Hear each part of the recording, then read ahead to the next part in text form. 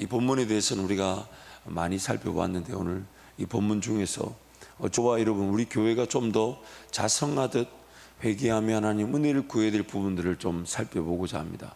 그래서 제목을 그렇게 잡아봤습니다. 말만 무성한 건 아닐까요? 말만 무성한 건 아닐까요?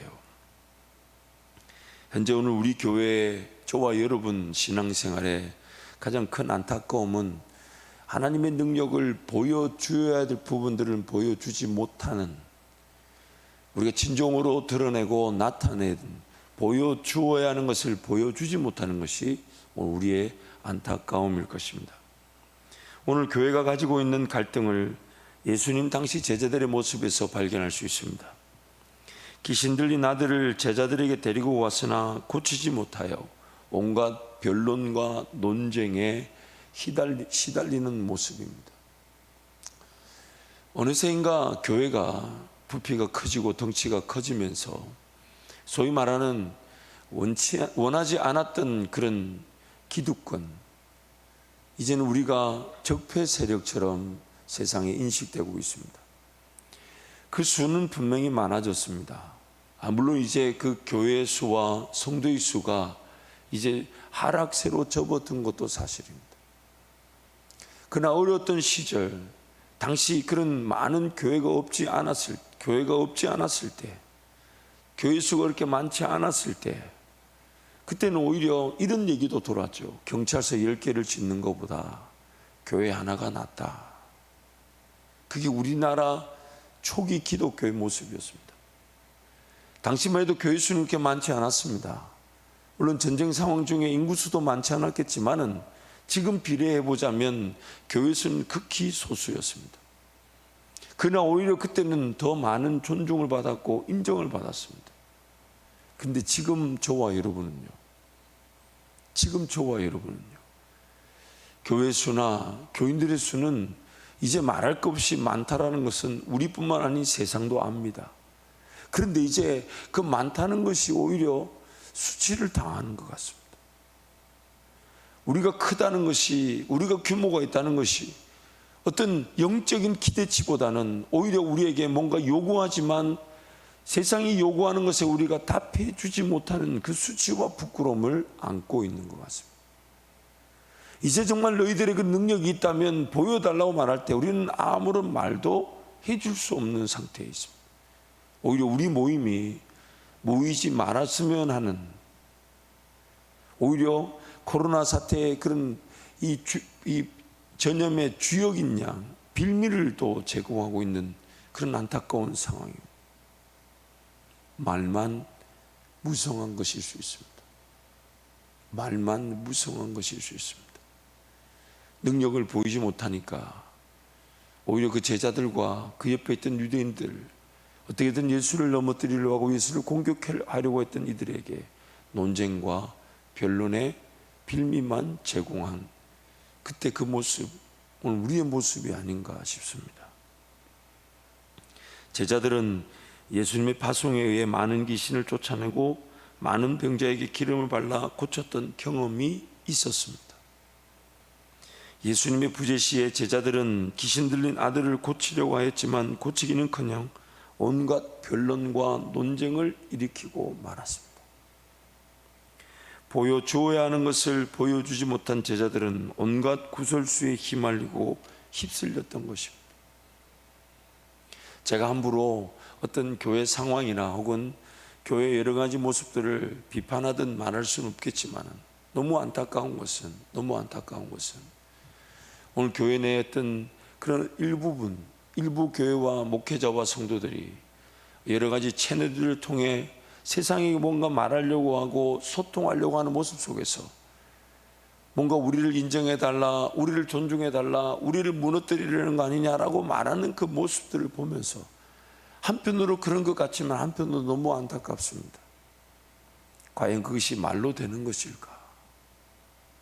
우리도 국민이니까 우리 교회도 우리 국민들의 모임이 아니냐? 물론 맞습니다. 틀린 말은 아닙니다. 그런데 그게 우리가 해야 될 말일까? 우리가 거기서 말로 해서 인정받아야 될 부분일까? 우리도 나라와 민족을 바꾸고 섬겨야 되는데 일조해야 되는 거 아니냐. 그래서 각종 채널을 통해 또 인터넷 매체를 통해 그렇게 소리를 내는 것, 그것이 과연 그런 소리를 내는 것으로 나라와 민족의 변화에 일조해야 되는 것인가? 이제는 그렇게 말을 해야 되는 것인가? 정말 우리 자신들을 좀 살펴보아야 할 때일 것입니다. 물론 이제는 어느 정도 우리 위치를 확보하기 위해 고군분투하며 싸워야 되는 시대임은 분명합니다. 그러나 우리끼리는 자상하고 자숙하는 마음으로 정말 하나님 은혜를 구해야 될 일일 텐데, 그것이 우리는 그렇기 때문에 이렇게 한다라는 식으로 대치를 하는 상황이라면 뭔가 우리가 교회로서의 그 순수한 모습을 잃어버린 것은 아닐까. 목소리를 분명히 내야 되지만 그 목소리를 우리가 인정받기 위한 목소리라면 좀 반성해야 되는 건 아닌가. 무엇보다도 귀신 들린 아들을 데리고 온 아버지로 하여금 실망과 좌절을 경험하게 한 것은 예수님의 제자들이었습니다. 할 수 있거든 예수님 고쳐달라고 그 믿음 없는 소리로 예수님께 부르실 때 예수님이 할 수 있거든이 무슨 말이냐, 믿는 자에게 능치 못함이 없다라고 말씀하셨지만 그 할 수 있거든 예수님 해달라고 그 귀신 들린 아버지로 하여금 그렇게 고하게 만든 건 어쩌면 예수님의 제자들이었습니다. 오늘 우리 그리스도인들의 삶의 위기는 우리를 구원하신 예수 그리스도를 소개하지 못하는 것입니다. 우리를 구원하시는 예수 그리스도를 소개하지 못하는 것이 오늘 우리의 위기입니다. 진정한 구원자이시며 치료자가 되시며 인도자가 되시는 예수님께로 세상을 인도하지 못하는 것이 위기입니다. 우리가 능력이 있는 게 아니죠. 예수님이 능력이 있으신 것이고 우리가 구원하는 것이 아닙니다. 예수님이 하시는 것이고, 그래서 우리의 역할은 예수께로 그들을 인도하는 것입니다. 와 보라, 내가 만난 예수님을 너희도 만나봐라. 나를 고치신 예수님을 여러분들도 고침을 받게 될 것이다. 이 세상의 진정한 희망은 예수신데, 그래서 교회는 머리 대신 예수님을 소개하고 그분을 자랑하는 것인데, 그러므로 오늘 우리의 위기는 예수님께로 세상을 인도하지 못하는 것이고 예수님을 자랑하지 못하는 것입니다. 얼마나 큰 파도이며 비바람이며 창수가 일어났는지 그게 위기가 아닙니다. 개인의 삶이든 교회든 지금 현 시대든 간에 얼마나 큰 문제인지, 얼마나 큰 아픔인지, 얼마나 큰 어려움인지 이게 중요하지 않아요. 과연 이 상황을 이렇게 허용하시거나 허락하신 하나님의 뜻은 무엇인지, 그 예수 그리스도를 우리 가운데 우리를 통해 세상에 소개하는 것이 우리의 목적인데, 그 소개하지 못하는 우리가 그런 위기가 우리가 위기를 자초한 것입니다. 얼마나 위협적이며 얼마나 절망적이며 얼마나 소망이 없는지가 중요하지 않습니다. 예수님께서 지금 살아계신데, 예수님이 지금 살아계신데, 예수님이 살아계신데, 예수님이 살아계신데 그분을 우리가 소개하지 못하는 것이 위기인 것입니다. 예수 그리스도를 소개하고 그분의 이름의 권세를 드러내지 못하는 것이 오늘 우리의 교회, 저와 여러분들의 위기인 것입니다. 세상이 교회에 대한 기대치가 없는 이유는 교회만의 역할을 보지 못했기 때문입니다. 우리의 역할, 나를 변화시키시고 우리를 지금까지 은혜로 인도하신 예수 그리스도를 세상에 소개하지 못하는 것, 이게 바로 우리가 당하는 위기인 것입니다.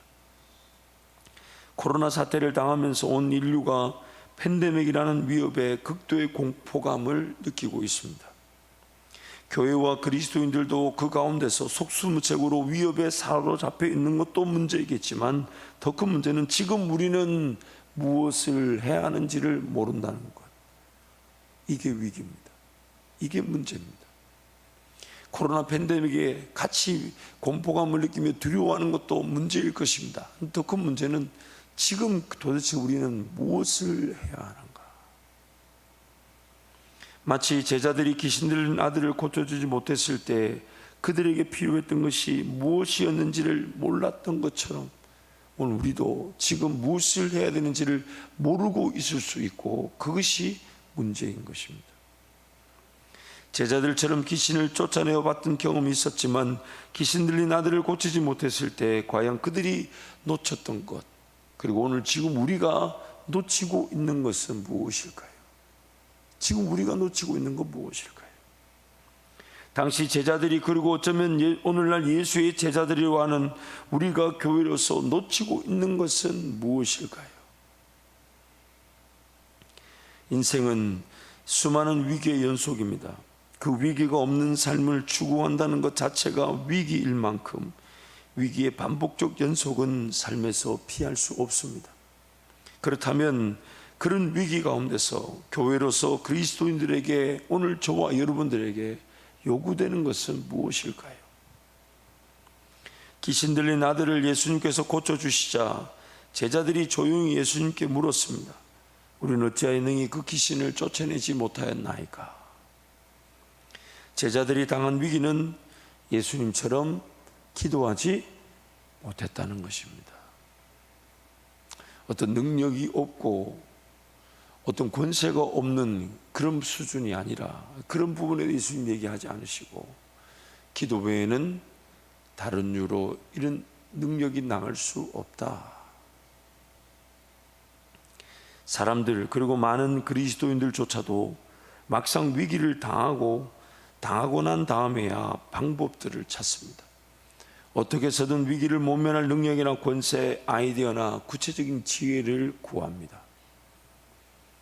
문제가 터졌을 때에 답을 찾는다는 것은 대개의 경우 이미 늦어버린 때입니다.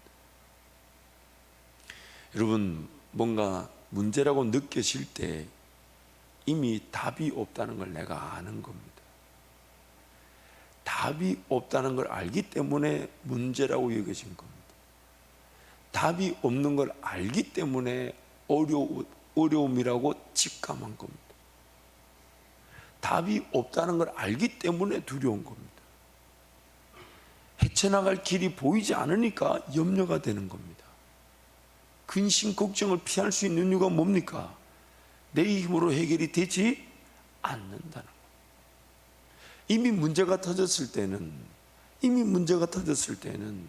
위기 상황이 되었을 때는 답을 찾는다는 그 자체가 이미 늦어버린 것입니다. 이미 늦어버린 것입니다. 문제가 발생할 때는 속수무책으로 흘러 떠내려가듯이 당하게 되는 것이 현실입니다. 문제가 터졌을 때는 속수무책으로 흘러 떠내려가듯이 당하는 것이 오늘 우리의 현실입니다.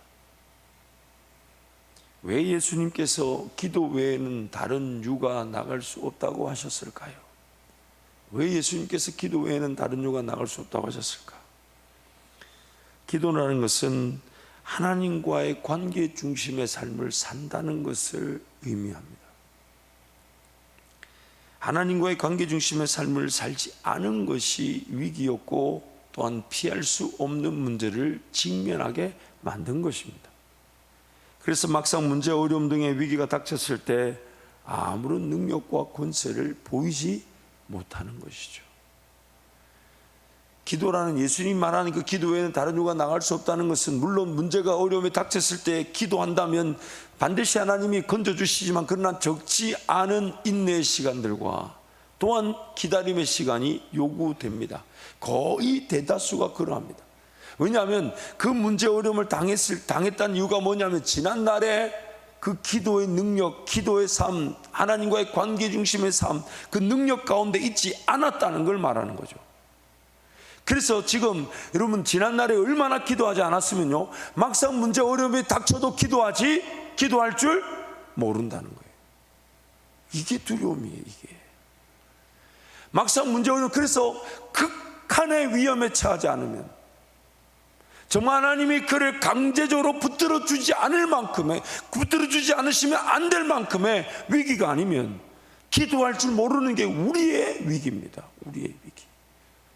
얼마나 강박하고 얼마나 죄인이며 얼마나 연약한지 무엇을 보면 아냐면 기도하지 않고서도 살 줄 착각하고요, 막상 어려움과 문제를 당했는데 기도할 능력도 없고 마음도 없고 속수무책으로 당하다가 기어이 자기 힘으로 도저히 안 돼.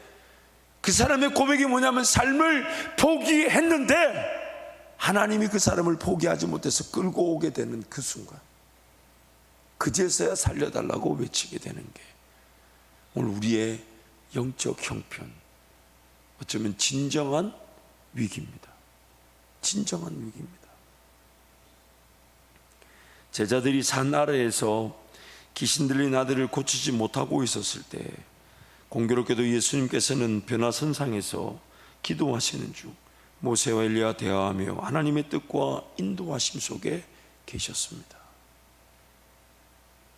그래서 예수님이 내려왔을 때 그 변론과 논쟁만, 말만 무성한 그 상황 속에서 진정한 이 기도의 능력인 하나님 그분의 능력을 소개하고 귀신 들린 아들을 고쳐내셨죠.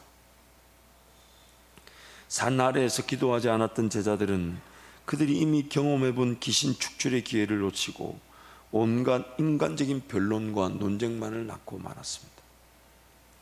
저도 이제 조금은 뭔가 이런 거구나라고 이제 배워가고 또 배운 게 있는데, 어떤 경우는 이렇게 상담을 하거나 혹은 권면하고 격려할 때 말이 필요 없을 때가 있어요. 그저 그 순간에 긍휼의 마음, 애통의 마음, 그리고 함께 울어주고 함께 기도하면서 같이 그 하나님 은혜를 구하는 자연스럽게 이렇게 그렇게 보면 그분의 마음이 또 저의 마음이 기도하면서 하나님과 동행하면서 하나님을 더 바라보고 있을 때는 말이 필요가 없더라고요.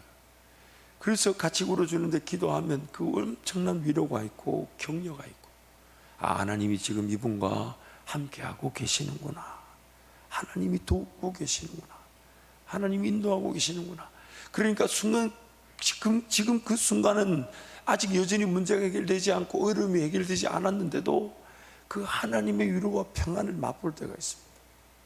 그런데 어떤 경우는 막 제가 얘기하는데도 자기가 더 똑똑해요. 물론 제가 그분보다 똑똑하다는 게 아니라 제가 말하는 거는 한마디밖에 없는데 기도하러 나오시죠. 그럼 뭐라냐면 기도만 하면 됩니까? 그럼 제가 숨이 턱 막혀요. 이걸 내가 뭐라고 얘기해야 되나? 그 예전 같았으면 그걸 또 설득하고 어떻게든 뭐 말로 꺾으려고 했던 것 같아요, 저도. 근데 요즘은 압니다. 뭐 딱 그렇게 나오면 제가 기도하겠습니다. 기도하겠습니다. 목사님, 정말 기도하면 됩니까? 기도하죠. 죄송합니다. 제가 그동안 우리 지체를 위해, 성도를 위해 기도하지 못했던 것 같습니다. 왜냐하면 기도하지 않은 자리에서는요, 변론과 논쟁, 다툼밖에 없더라고요. 아니, 목사가 기도하자 그러면 그 성도가 뭐라 해야 됩니까? 목사님 기도해 주세요 이러고 끝내야 되잖아요. 근데 그렇게 안 해요. 끝까지 저한테 따지고, 그리고 기도하지 않은 사람들의 대표적인 특징이 뭐냐면 지금 당장 해결책을 내놓으라는 거예요. 저한테 지금 당장 해결책을 내놓으라. 물론 이것은 제가 어떤 성도의 어떤 지체들과 만남을 통해서만 발견하는 게 아니라 제 스스로 발견하는 제 모습이기도 합니다. 기도하지 않았을 때는 항상 마음이 분주하고 급합니다. 왜 마음이 분주하고 급하냐면 뭐가 해결책일까?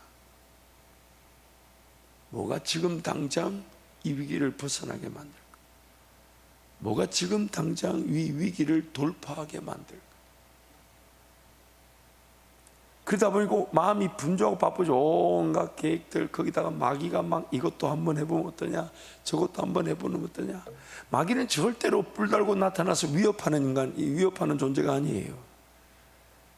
내 영적인 상황, 즉 하나님 더 의지하지 못하게 만들고, 분주하게 만들고, 바쁘게 만들고, 지치게 만들고, 쓰러지게 만들고, 넘어지게 만들고, 잠잠히 하나님 앞에 인내하지 못하게 만드는 것, 그게 마귀의 공격이죠. 그러니 해결책을 찾고 당장의 위기 돌파구를 찾는 그 마음에 온갖 미혹의 말을 던지죠. 이거 어떠냐? 이거 한번 시도해보자. 저거 한번 해봐라. 이건 어떠냐? 저 사람한테 한번 찾아가봐라. 이 사람한테 한번 찾아가봐라. 여기서 한번 이렇게 해봐라. 저기서 한번 해봐라. 그것도 모르고 막 분주하고 바쁘게 돌아다니다 보니까 결국 그 문제의 핵심, 즉 기도하지 않았기 때문에 문제를 당했거나, 기도하지 않았기 때문에 어떤 문제도 감당이 되지 않는, 기도 외에는 다른 유가 나갈 수 없다라는 그 주님의 음성을 이해하지 못하는 상황에 처하게 됩니다. 지금 이 위기의 순간에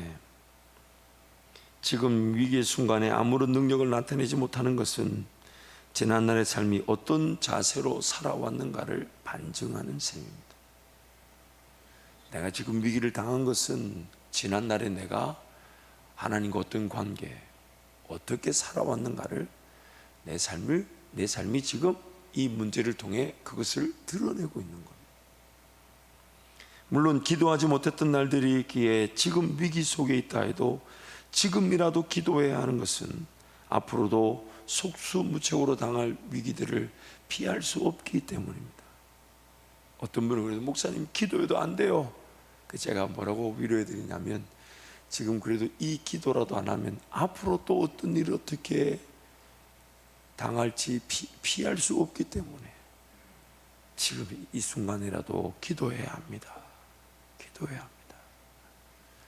예전에 기도하지 않아 이런 일을 당했거나, 예전에 기도하지 않아 지금 이 문제를 하나님께 맡겨놓지 못하는 상황이 되어보는 것이라면, 지금이라도 기도하지 않으면 앞으로 어떤 더 큰 위기를 당할지 모릅니다. 지금이라도 기도하지 않으면 지금 이 어려움과 아픔을 감당할 그런 마음의 여유도 없게 됩니다. 지금이라도 기도하지 않으면 앞으로도 어떤 위기를 어떻게 당할지 모릅니다. 그리고 지금이라도 기도하면 하나님께서 지금 문제를 대할 수 있는 그런 하나님이 함께 하신다는 그 임재로 넉넉히 이겨내게 될 뿐만 아니라, 하나님 오히려 전화위복이 되게 하셔서 뜻밖의 선의 역사를 나타내시니까 하나님 은혜를 베풀어 주옵소서. 지금이라도 기도할 수 있는 게 은혜인 것입니다.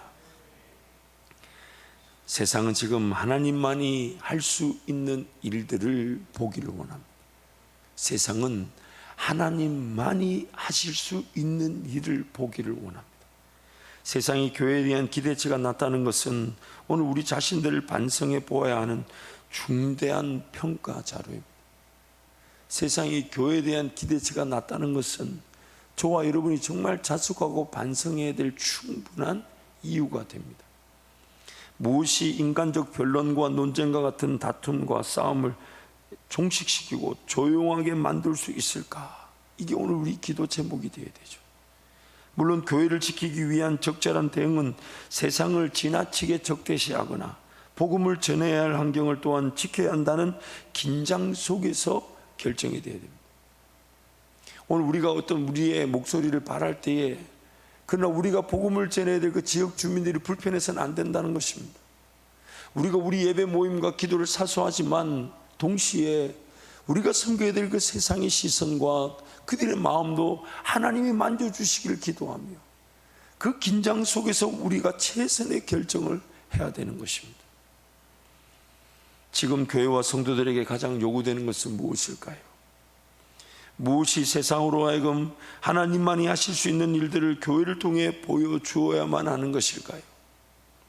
무엇이 세상으로 하여금 지금 교회가 필요하다는 인식적 전환을 가지게 만들 수 있을까요? 무엇이 세상으로 하여금 지금 교회 예배와 기도가 절실하게 필요하다는 중요성을 가르쳐 줄 수 있을까요? 고린도전서 4장 20절 말씀 우리 함께 선포하겠습니다. 하나님의 나라는 말에 있지 아니하고 오직 능력에 있음이라. 한 번 더 선포합니다. 하나님의 나라는 말에 있지 아니하고 오직 능력에 있음이라. 어쩌면 오늘 저와 여러분이 세상에 대해서는 우리의 입을 닫고 하나님께만 입을 벌려야 될 줄 믿습니다.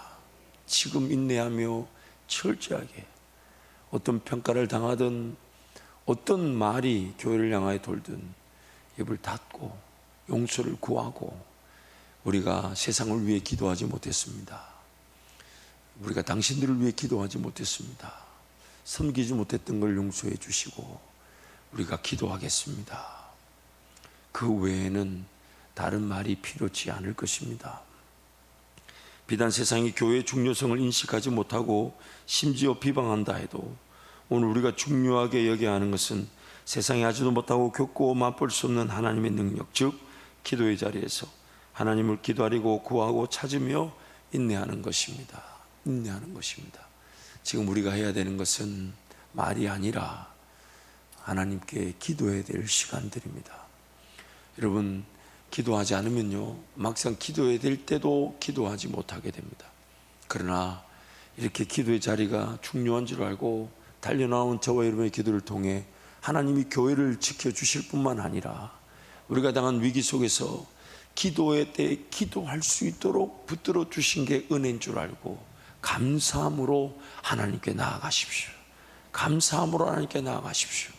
하나님께서 오늘 위기의 때 내 기도를 살려주셔서, 왜냐하면 위기의 때조차 기도할 마음이 없을 수 있는 게 우리의 연약함이니까요.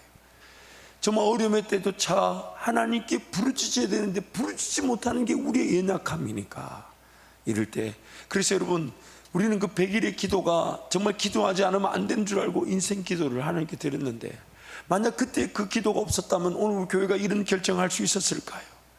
세상이 뭐라 하든 생명을 다하고 목숨을 다해 교회 예배를 지키려고 했을 수 있었을까요? 기도하려고 덤벼들 수 있었을까요? 하나님 분명히 그런 인생 기도의 100일의 기도가 그 순간에도 감사했는데 오늘 이 자리에서 예배를 지켜내고 기도하고 하나님께 은혜를 구하지 않으면 안 되겠다고 우리를 이끌어 주신 은혜라고 한다면, 지금 이 기도는, 지금 이 순간의 이 기도는 더 놀라운 전화위복의 기회로 하나님께 영광이 되게 하실 것입니다. 여러분 가정에 분명한 은혜가 있게 하실 것입니다. 여러분 기업의 일터의 자녀들에게 하나님의 분명한 일하심을 보게 하실 것입니다. 제가 또 이 얘기를 하면 또 너무 이런 또 욕심, 너무 이런 뭐라고 해야 되죠? 이런 간증일 수 있지만, 그렇지만 저는 선포 겸 간증을 하려고 얘기하는데, 제가 100일 동안 기도했던 게 있어요. 그게 뭐냐, 하나님, 우리 자녀들이 물론 우리 한밭자리 모든 자녀들을 위해서 기도하지만 특별히 우리 사라 순교 보라가 하나님을 인격적으로 만났으면 좋겠습니다. 그렇게 100일 동안 기도했었는데 또 더 기도해야 되나 싶을 정도로 하나님 좀 인내하게 하시더라고요. 근데 지난 주일날 여러 가지 사건이 있었는데, 지금 큰딸 우리 사라가 미국에 가 있잖아요. 이제 그 놈을 두고 와야 되는데, 그래서 제가 하나님, 모세를 갈대 상자에 넣어 띄워 보내듯이 띄워 보냅니다. 그래서 제 속으로 이제 난 모르겠어요 주님 막. 왜냐면 이 녀석이 이제 한 2년 정도 떨어져 있다가 코로나 기간 동안 같이 있었지만 그 신앙적 그런 어떤 그 제 기대치, 또 사라는 사라대로 또 그런 부모의 기대치를 아니까 이게 그게 늘 미안해하고 또 잘 안 되니까 그런 게 있었는데, 지난 주일날 어쨌든 사건이 있었습니다만은 그 사라가 저한테 그렇게 얘기해요.